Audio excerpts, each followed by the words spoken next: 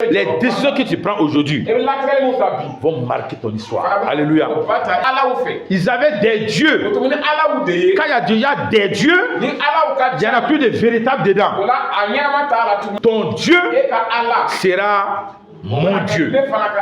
Voici ce message qu'on va livrer aux femmes de l'église.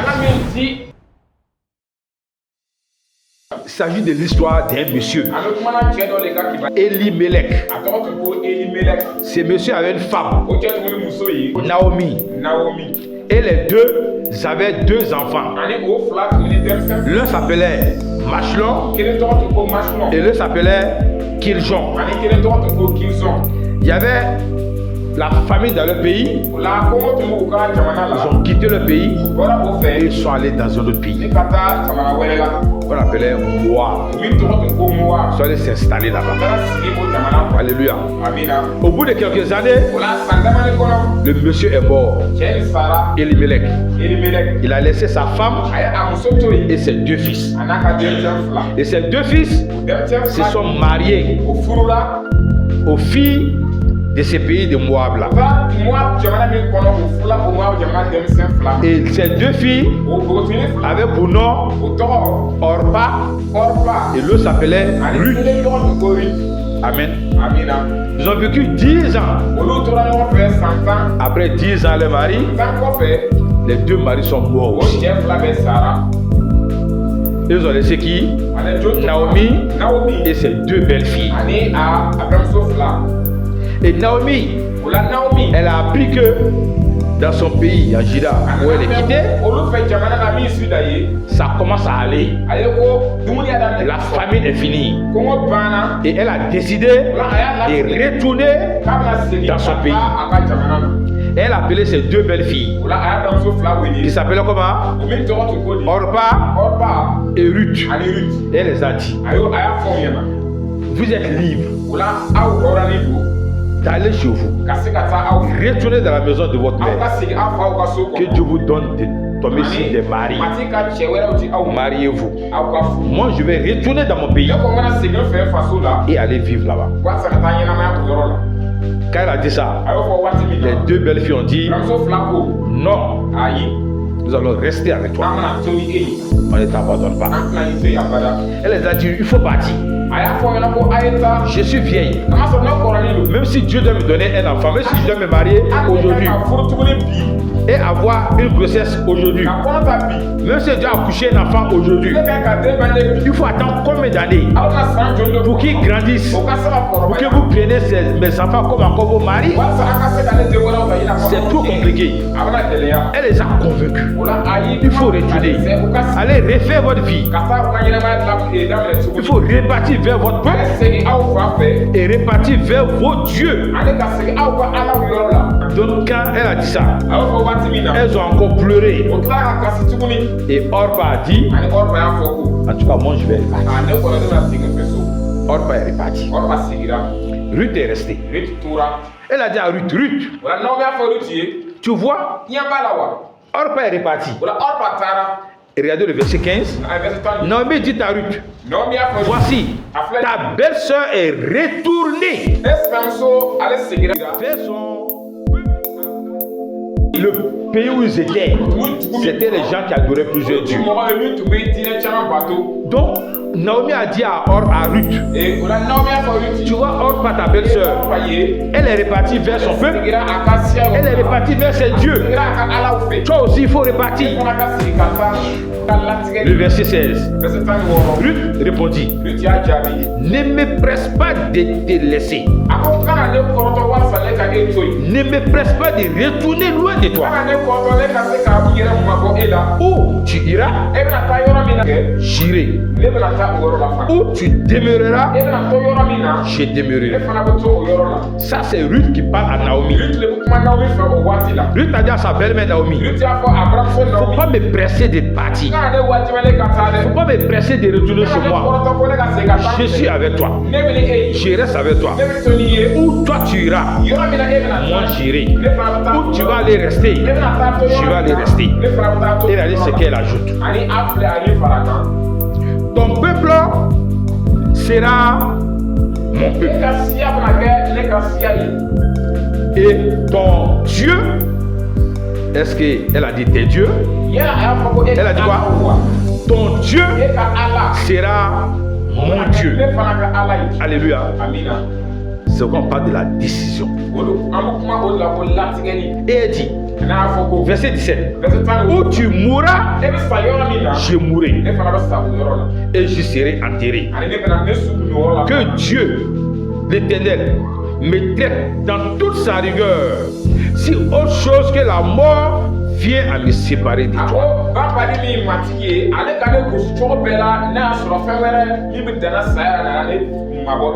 Naomi, la voyant quoi? Décidée à aller avec elle, c'est ça ses instances. Voici ces messages qu'on va livrer aux femmes de l'église. Les femmes doivent être des femmes de quoi? Décision. Quand tu décides de suivre Jésus, reste sur ta décision. Et surtout Ruth ici a compris que le Dieu était un grand Dieu. Le Dieu de Naomi était le vrai Dieu. Le Dieu de Naomi était le véritable Dieu. Naomi a dit à Ruth, tu vois que ta belle-sœur Orpa est retournée vers son peuple et vers ses dieux. Ils avaient des dieux. Quand il y a déjà des dieux, il n'y en a plus de véritables dedans. Parmi les dieux, qui est véritable maintenant? Puisque ce sont les dieux. Maintenant, le véritable, c'est qui? Il n'y en a pas de véritable dedans. Alléluia. Elle a dit, ton Dieu sera mon Dieu. Donc le Dieu de Naomi est le Dieu véritable. Et c'est ce Dieu-là que Ruth dit que je vais suivre. Et elle a pris la décision de partir. Alléluia. Et Naomi a vu que Ruth était décidée. Si c'est ça, il n'y a pas de problème. Allons-y. Et c'est comme ça, Ruth a suivi Naomi, sa belle-mère, et sont retournés dans leur pays. Ruth était une fois étrangère. Elle était moabite. Mais par le lien du mariage, elle est répartie dans le pays de son mari. Amen. Elle a décidé de suivre le Dieu qui fait mari. Alléluia. Et comme ça, ils sont partis. Et quand ils sont arrivés, vous allez voir que quand on prend une décision, il y a des bénédictions derrière.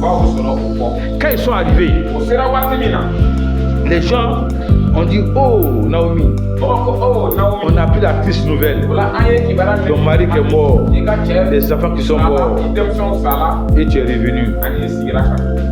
Il est revenu de sa belle-soeur, de sa belle-fille. Ils allaient manger comment? Il y avait un monsieur dans le pays qui s'appelait Boaz, un grand agriculteur, un homme riche, un homme influent, un homme respecté. Et cet homme-là avait de grands champs. Et les gens partaient cultiver, récolter. Et Ruth est allée dans ces champs-là pour aller glaner. Glaner, ça veut dire que quand on récolte, ouais, même au champ, quand on va récolter le maïs, le mil, tu vas voir qu'il y a quelques tiges, il y a quelques grains qui vont tomber.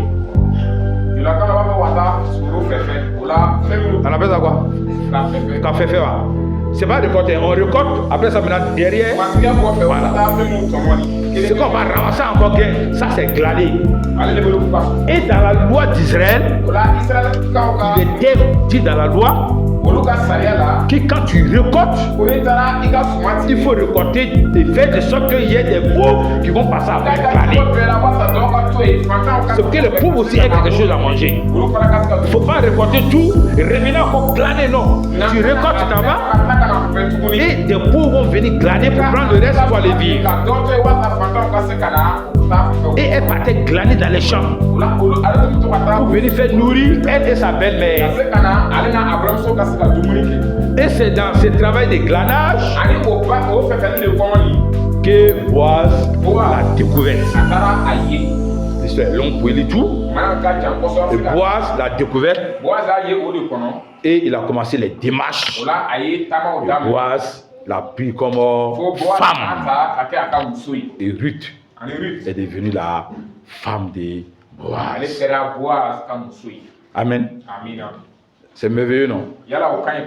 Sa décision l'a apporté une bénédiction. Mais ce n'est pas tout. Regardez à la fin. Ruth 4, le verset 13. Boaz prit Ruth qui devient sa femme. Et il alla vers elle. L'Éternel permet à Ruth de concevoir et elle enfanta un fils. Elle a eu un enfant. Cet enfant-là, vous allez voir qui est issu de cet enfant. Les femmes disent à Naomi, béni soit l'Éternel, qui ne t'a point laissé manquer aujourd'hui d'un homme ayant droit de rachat et dont le nom sera célébré en Israël. Cet enfant restaurera ton âme et sera le soutien de ta vieillesse, car ta belle-fille qui t'aime l'a enfanté, elle qui vaut mieux pour toi que 7 fils. Naomi prit l'enfant et le mit sur son sein, et elle fut sa garde. Les voisines lui donnaient un nom en disant, un fils est né à Naomi, et elle l'appelait comme Obed. Ce fut le père d'Isaïe, père de David. Alléluia. Ce qui devient intéressant, Obed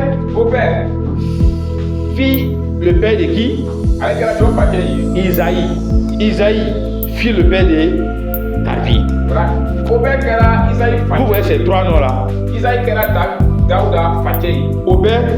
Obed, qui est l'enfant de Ruth, a mis au monde Isaïe. Isaïe, plus tard, a mis au monde qui? David. Amen. J'insiste dessus parce que vous allez voir un chapitre. Allons dans Matthieu. Allons dans Matthieu. Chapitre 1. Vous allez voir, on parle de la généalogie de Jésus. Matthieu. Chapitre 1. Le verset 1. Généalogie de Jésus. Fils de qui? David. Fils d'Abraham. Quand on dit généalogie, c'est quoi? C'est la descendance. Ce n'est pas sur le plan spirituel. C'est sur le plan humain. Amen. La descendance de Jésus sur le plan spirituel, c'est Dieu. Mais Jésus est venu naître dans une famille. Plan humain. Et quand on fouille cette descendance-là, ça vient de l'enfant de Ruth. Amen. Regardez le verset 5. Salmon engendra qui? Boaz. Ce nom vous dit quelque chose? De Rahab. Boaz engendra qui? Obed. De qui? De Ruth. Obed engendra qui? Isaïe. Isaïe engendra qui? David. David qui est appelé fils de Jésus, qui est appelé fils de David. Et quand vous continuez, allez au verset 16, on dit Jacob engendra qui? Joseph. L'époux de qui? Marie, de laquelle est né Jésus, qui est appelé Christ. Donc, vous voyez, tout le chapitre 1 là, on parle de la généalogie de Jésus. Tout ça là, pour venir au verset 16 qui dit de laquelle est né Jésus. Donc, qu'est-ce qu'on veut vous dire par là? Cette femme Ruth, qui a pris la décision que vous avez vue, regardez la bénédiction que cette décision lui a apportée. C'était une veuve, une femme étrangère, mais qui a pris une décision. Elle a dit à Naomi, je vais te suivre. Ton Dieu sera mon Dieu. Ton peuple sera mon peuple. Elle a décidé et elle a suivi. Et dans sa décision, Dieu l'a béni. Et de sa postérité est sorti qui? Jésus-Christ, le sauveur de l'humanité. Amen. Mon frère, ma soeur, les décisions que tu prends aujourd'hui de suivre Christ, de ta décision, Dieu va sortir de toi des grands hommes de Dieu. Alléluia. Dieu va sortir de toi des grands serviteurs de Dieu. Dieu va sortir de toi des grandes personnes influentes dans la société. Alléluia. Quand on prend des décisions, nos décisions nous conduisent à des destinées. C'est quoi je vais t'encourager, toi femme. Amen. Tu es en Christ. Tu as le vrai Dieu. Jésus-Christ. Naomi avait le vrai Dieu. Ruth n'avait pas le vrai Dieu. Ils avaient des dieux. Mais Ruth a compris que le Dieu de Naomi, c'est un grand Dieu. Ma soeur, tu as déjà ce grand Dieu-là. Et tu es encore hésitante. Mon frère, tu as déjà ce Dieu-là. Et tu es encore globant. Prends ta décision. Reste sur ta décision. Et tu vas dire, Jésus sera mon Dieu. Son peuple sera mon peuple. Tu vas le dire? Dis-le. Jésus sera mon Dieu. Et son peuple sera mon peuple. C'est ça. Ici, elle a dit, ton Dieu sera mon Dieu. Elle ne connaissait pas ces dieux-là. Elle est étrangère. Elle ne connaissait pas ces dieux-là. Mais toi, tu connais déjà ces dieux-là. Tu as ces dieux-là. Et ces dieux, c'est Jésus-Christ. Maintenant, tu dois proclamer que Jésus sera mon Dieu. Alléluia. Jésus sera ton Dieu. Elle a pris la décision de suivre le Dieu de son mari. Parce que c'est un Dieu vivant. Jésus sera mon Dieu. Et son peuple, le peuple de Dieu, sera mon peuple. La Bible dit, n'abandonnez pas votre assemblée. Ton peuple sera mon peuple. Et elle allait se mettre avec un peuple qui adorait un Dieu. Elle est restée avec eux. Ce n'est pas facile. Tu as le vrai Dieu. On va te persécuter. On va te persécuter. Surtout les femmes. Les persécutions sont plus atroces du côté des femmes que du côté des hommes. Généralement les hommes, c'est rare que j'entende qu'un homme est persécuté par sa femme à cause de sa foi. C'est rare. Mais le contraire, c'est fréquent. La femme est persécutée à cause de sa foi. Femme, si tu es dans cette situation, pense à Ruth. Ruth a pris la décision. Naomi même a dit, il faut retourner, il faut abandonner. Elle a dit à Naomi, je n'abandonne pas, je vais te suivre. Ton Dieu sera mon Dieu, ton peuple sera mon peuple. Quiconque va te dire d'abandonner Jésus, il faut résister. Il faut résister jusqu'au bout. Tu dis, Jésus sera mon Dieu et son peuple sera mon Dieu. Tu seras persécuté, tu seras insulté, tu seras privé de beaucoup de choses. C'est ça la persécution. La Bible nous prévient que ce n'est pas beaucoup de tribulations qu'il nous faut entrer dans le royaume des cieux. Il a dit, vous serez persécutés à cause de moi. Non. Si la persécution vient, il faut tenir. Et si tu tiens, Dieu qui est fidèle, il ne va pas t'abandonner. Vous voyez, Ruth a tenu. Certainement, les gens insultent Ruth. Ils ont demandé à Orpa. Orpa, oui, Ruth. On dit Ruth est repartie. Elle est repartie. Elle a certainement insulté les enfants. Mais regardez ce que Ruth a dit. Alléluia. Elle a été bénie. Elle ne s'est pas mariée avec n'importe qui. Elle s'est mariée avec Boaz. L'homme qui était plus riche même que son mari qui est décédé. Alléluia. Et d'elle, Dieu a suscité la généalogie de Jésus. Mon frère, ma soeur, ce que je vais te dire par là, si tu prends la décision de faire de Jésus ton Dieu, Dieu t'abandonnera. Il va te bénir au nom de Jésus. Il va te lever au nom de Jésus. Et les gens verront ta gloire. Donc on dit Ruth là, ne vois pas le nom. Il faut voir la décision que Ruth a prise. Alléluia. Et c'est une décision, vous voyez, jusqu'à aujourd'hui, on parle d'elle. On parle d'elle. Sa décision a marqué l'histoire. Sa décision a marqué l'histoire. Les décisions que tu prends aujourd'hui vont marquer ton histoire. Alléluia.